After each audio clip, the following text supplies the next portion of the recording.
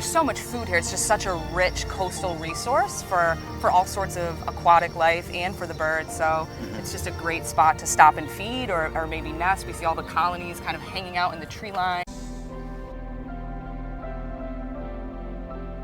Dawley Forest isn't very big, but it contains a few surprises.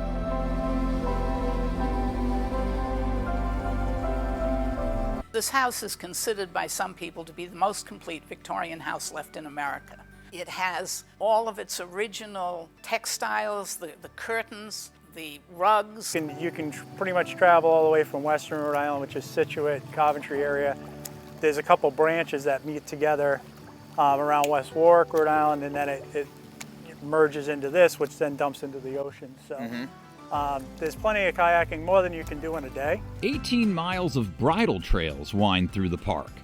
These trails can also be used for walking, running, and biking, but horseback riders have the right of way. We have quite a bit of beach during the day on low tide. Is it free? It's free here, there's no charge. Oh, that's pretty cool.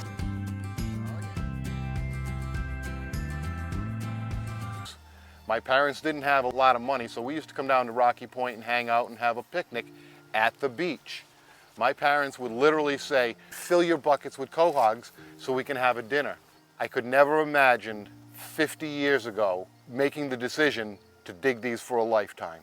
We put the quahogs and the sauce in the pan with very little water because each quahog has its own liquor built into its shell that as it gets warm, it will open up and drop its liquor into the pan, and that starts the steaming process along with the olive oil, garlic, basil, and crushed red pepper. Oh, that looks cool. That is good. After 30-something years of eating these, they're still good.